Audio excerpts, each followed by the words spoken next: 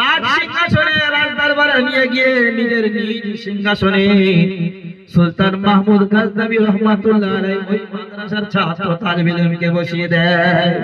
বসিয়ে বলছে, বাবা শোনো, প্রহরীরা শোনো, দাসীরা শোনো, রাজসভায় যারা হাজির আছে তারা শোনো, আমি সুলতান মাহমুদ গজনবী আমি বাদশা ঘোষণা দিলাম, আজ থেকে এই দেশের বাদশা আমি না,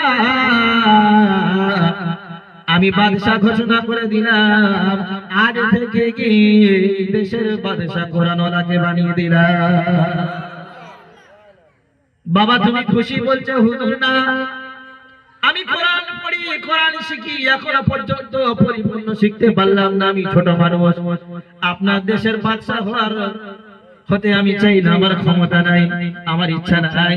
কি ইচ্ছা তোমার বলো? বাবা হুজুর আমার ইচ্ছা, আমার বাপ মারা গেছে, মা মারা গেছে, বাপ নাই মা নাই, হুজুর আমার মন বড় চাই আমি কোরআনের হাফেজ হব, আমি আলেমের দিন হব, আর আমার বাপ মায়ের কবর জিয়ারত করব, তাদের জন্য কোরআন পড়ে দোয়া করব, দরুদ শরীফ পড়ে দোয়া করব, আমার দোয়ার বরকতে আমার আল্লাহ তাআলা বাপ মায়ের কবরগুলোকে জান্নাতের টুকরা বানিয়ে দেবে। ঠিক আছে বাবা তুমি বলো, তুমি গরিব, তুমি এতিম, তুমি অসহায়, তোমার পরনে কাপড় নাই, বাচ্চার মতো ভালো ভালো কাপড় নাই, তুমি মাদ্রাসায় ভালো ভালো খেতে পাও না, তুমি পড়ার জন্য ল্যাম্প পাও না, টিমটিমে পাও না, হারিকেন তুমি পাও না। সুলতান মাহমুদ গজনবী নিজ হাতে একটা কাগজ দিলেন, আর কাগজ দেওয়ার পরে পেন দিলেন, বললেন বাবা তোমার মাদ্রাসার বোর্ডিং খরচ, তোমার এক্সট্রা হাত খরচ, খাওয়া খরচ, সাবান তেলের খরচ তুমি লিখে দাও, তোমার মাদ্রাসার ল্যাম্প টিমে হারিকেনের খরচটা লিখে দাও, এক বছর যাবতীয় যা কিছু খরচ হয় তুমি লিখে দাও, আমি সুলতান আমার বেতন থেকে পূরণ করে দেব। সব লেখা হয়ে গেল।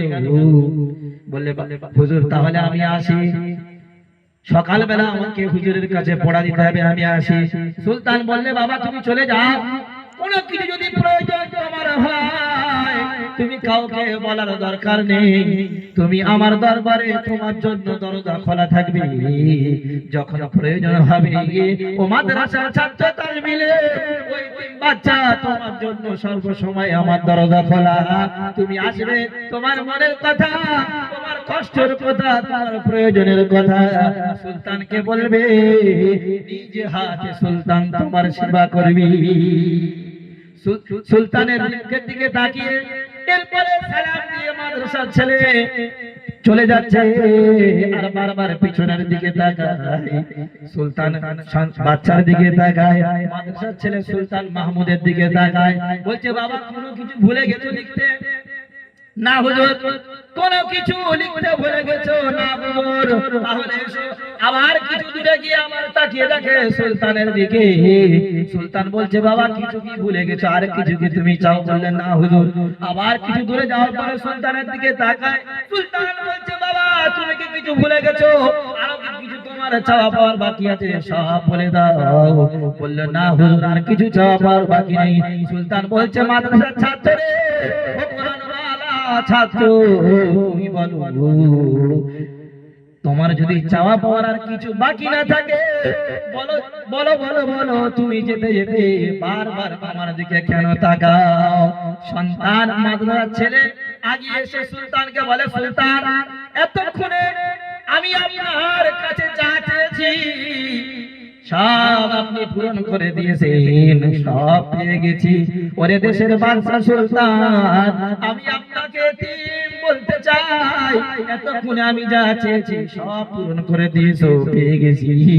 আমি সন্তান, আমি মাদ্রাসার ছেলে, এতিম বলতে চাই।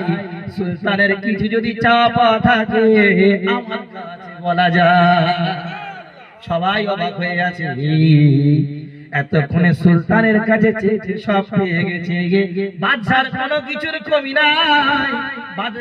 মাদ্রাসার ছাত্র কি দিতে চাই, কেউ কিছু কথাটা বুঝলো না, ব্যাপারটা কেউ কিছু বুঝতে পারলো না, হাস্যকর মনে ভাবলো। কিন্তু সুলতান মাহমুদ বুঝতে পেরেছে এতিম, দুস্থ, গরিব, অসহায় কোরআনওয়ালারা যা জানে, যা বোঝে, কেউ তা বোঝে না। সুলতান বলছে, বাবা আমার একটা চাওয়া আছে তোমার কাছে, তুমি আমার কাছে যা চেয়েছো সব দিয়েছি, তোমার দায়িত্ব আমি নিয়ে নিয়েছি। বলো এ মাদ্রাসার ছাত্র, এতিম বাচ্চা, তুমি বলো আমার একটা চাওয়া তোমার কাছে আছে। সন্তান বলছে, হুজুর যা চাওয়ার আছে বলে দেন, আমি আপনার পূরণ করে দেব। বলছে, আমার কাছে আপনার চাওয়া, আপনার কাছে আমার একটা চাওয়া হলো 12 বছর আমি তাহাজ্জুদের নামাজ পড়ি, দুরূদ শরীফ পড়ি, ওযু করি, শুয়ে পড়ি আল্লাহর নবীর স্বপ্ন দেখার জন্য। কিন্তু 12টা বছর আমার চলে গেল, আমি ওযু করে ঘুমাই, আমি নামাজ পড়ি, তাহাজ্জুদ পড়ি, আমি বিবির থেকে আলাদা থাকি, আমার বিছানা পাক পবিত্র সর্বসময় নাপাক থাকি না। আল্লাহর নবীকে একটাবার স্বপ্ন দেখবো, আমার নসিবে জুটলো না। ও মাদ্রাসার ছাত্র, ও তালিবে ইলম কোরআনওয়ালা, তোমার কাছে আমার একটা চাওয়া, তুমি দোয়া করে দাও আমি জীবিত থাকতে থাকতে যেন আল্লাহর নবীর সাথে দিদার হয়। মাদ্রাসার ছাত্র মাদ্রাসায় চলে গেল, কোরআনকে সামনে নিয়ে হাত দুখানা তুলে বলে, রব্বুল আলামিন আমি এতিম, আমি গরীব, আমি অসহায়, আমার বাপ নাই, মা নাই, আমার কষ্ট যন্ত্রণা প্রয়োজনীয়তাটাকে ওই সুলতান মাহমুদ গজনবী রহমাতুল্লাহ আলাইহি দেশের বাদশা পূরণ করে দিয়েছি। আমি এতিম দোয়া চাই, তুমি এতিমের দোয়া ফেলে দাও না, আমি এতিম তোমার কাছে দোয়া চাই, সুলতানের মনের আশা পূরণ করে তোমার হাবিবের সাথে স্বপ্ন যোগে সাক্ষাৎ করিয়ে দাও। দোয়া করার পরে সুলতানকে বললেন, সুলতান ও দেশের বাদশা, যা বলার আমি বলে দিছি আল্লাহকে, তাড়াতাড়ি ওযু করো আর বিছানায় গিয়ে তুমি ঘুমিয়ে যাও। সুলতান মাহমুদ গজনবী ওযু করার পরে বিছানায় শুয়ে পড়লেন। কিছুক্ষণ ঘুমানোর পরে বিশ্বনবী হাবিবুল্লাহ জনাবে মুহাম্মদ রাসূলুল্লাহ সাল্লাল্লাহু আলাইহি ওয়াসাল্লাম স্বপ্ন জেগে এসে সুলতানকে বলছে, সুলতান তুমি 12 বছর নামাজ পড়েছো, দুরূদ শরীফ পড়েছো, আমার দেখা পাও নাই, কিন্তু আজকের আমি নবী, মদিনাওয়ালা নবী, ওই এতিম নবী আমি, আর যে দোয়া করেছে সে ওই এতিম, ওই এতিমের দোয়া এত বরকত, এতিমের দোয়ার বরকতে আমি মদিনাওয়ালা নবী, মদিনায় আর থাকতে পারলাম না। সুলতান তোমার স্বপ্নে তোমার সাথে দেখা করলাম, জয় বলুন সুবহানাল্লাহ।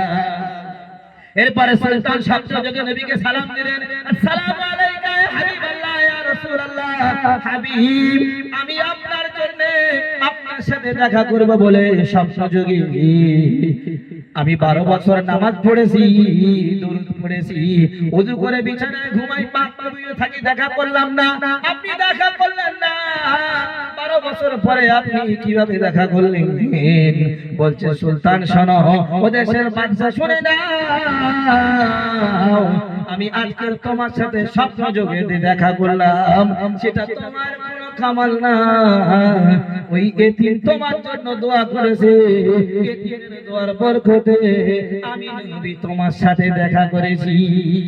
সুলতান বলছে, হুজুর দেখা যখন হয়ে গেছে, বলে যান একটা কথা, পৃথিবীর মধ্যে সবথেকে ভালো মানুষ কারা?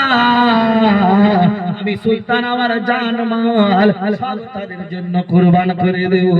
নবী বলছে, সুলতান রে সব বুঝলি দেশের বাদশা, কিন্তু আসল কথাটা বুঝলি না, যাকে তুমি দিয়েছো, যাকে তুমি তার প্রয়োজনীয়তাকে পূরণ করে দিয়েছো, কোরআনওয়ালা, এতিম, মিসকিন, দুস্থ, গরীব, অসহায়, এদের পাশে থাকবে পৃথিবীতে সবথেকে শ্রেষ্ঠ লোকেরা, এদের খিদমত করলে তোমার চাওয়া পাওয়াকে আল্লাহ পূরণ করবে। সুবহানাল্লাহ। বিশ্বনবী মুহাম্মদ রাসূলুল্লাহ বলেন, 40টি হাদিসের মধ্যে এটা একটা হাদিস শুনে গেল আপনাদেরকে। নবী সাল্লাল্লাহু আলাইহি ওয়াসাল্লাম খায়রুকুম মান তাআল্লামাল কুরআন ওয়া আল্লামা। পৃথিবীর মধ্যে নবী বলে আল্লাহ তাবারক তাআলার কাছে শ্রেষ্ঠ ব্যক্তি, উত্তম ব্যক্তি হলো তারা কোরআন শেখে যারা, কোরআন শেখায় যারা। সুবহানাল্লাহ। সুলতান মাহমুদ গজনবী সব জায়গায় নবীকে কথা দিলেন, হাবিব আমি জেনে গেলাম সব থেকে শ্রেষ্ঠ ব্যক্তি আল্লাহর কাছে ওরা কোরআন শেখে যারা, কোরআন শেখায় যারা। আমি তালবিলে মাদ্রাসার ছাত্রদের পাশে তাদের কাছে সব সময় থাকবো। আমার জীবন আমার জানমাল তাদের জন্য ব্যয় করবো। সুবহানাল্লাহ। নারায়ে তাকবীর, নারায়ে তাকবীর। আল কোরআনের আলো, আল কোরআনের আলো, আল হাদিসের আলো, আল হাদিসের আলো। বুঝতে পারলেন? বানাতেই হবে। রে কোরআন ওয়ালা যখন জান্নাতে যাবে তখন এর বাপ মাকে কি যাবে? যাক যাক, অন্যদিকে শোনাবো, সময় শেষ, আমি বাড়ি চলে যাই। যাই হোক, আল্লাহ তাবারক তাআলা আমাদের আজকে এই সভা, এই কোরআন হাদিসের মজলিসকে কবুল করুক। এবং আপনাদেরকে বারবার বলবো, দ্বীনি মজলিস, কোরআনের মজলিস যখন হবে, কোরআন শিক্ষা শিক্ষকদের সাথে ছাত্রদের সাথে কোনো প্রকারে হিংসা, কোনো প্রকারে বেয়াদবির সাথে জড়িয়ে পড়বেন না। আপনার ইহকাল বরবাদ হবে, পরকাল বরবাদ হবে।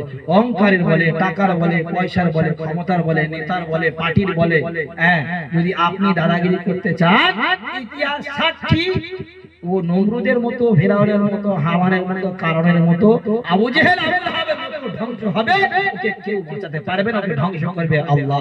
আর কোরআনের সাথে যদি আপনি লেগে থাকেন, সম্মান দেবে কে? আল্লাহ।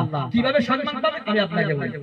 সামান্য একটা কথা, এটা একটা কাপড়, আপনি পা দিয়ে মারান, গোনা হবে কি? গোনা হবে না। যখন কোরআনের গায়ের জুজদান হবে, কাপড় হবে, কি হবে? সম্মান বাড়বে না বাড়বে? বাড়বে। একটা কার্ড আছে, পা দিয়ে মারাচ্ছে, গোনা হচ্ছে, হবে না? এবার একটা কার্ড যদি কোরআনের গায়ে রেল কার্ড হয়, কেউ পা দিয়ে মারালে গোনা হবে না? মুসলমান তো মারাবে না। তাহলে চিন্তা করেন, কোরআনের গায়ে একটা কাপড় লেগে থাকার কারণে সে তার সম্মান কোথায় এলো? বুকে। বুকে কোরআনের গায়ে একটা কাট লেগে যাওয়ার কারণে তারও সম্মান বুকে হয়ে গেল। আমি মানুষ, আমার সম্মান আল্লাহ সবার ঊর্ধ্বে বানিয়েছে। আমি যদি কোরআনের সাথে থাকি, কোরআন ওয়ালাদের সাথে থাকি, আলেম ওলামাদের খিদমত করি, ইমাম সাহেব মুয়াজ্জিনদের পাশে থাকি, আমার সম্মানকে আল্লাহ বাড়াবে না? অবশ্যই বাড়াবে। থাকবো ইনশাআল্লাহ। আল্লাহ তাআলা আমাদের বলা শোনার থেকে বেশি বেশি করে আমল করার তৌফিক দান করুন। ওয়া আখিরু দাওয়ানা আলহামদুলিল্লাহি রাব্বিল আলামিন। আল্লাহুম্মা সাল্লি আলা মুহাম্মাদিন নবী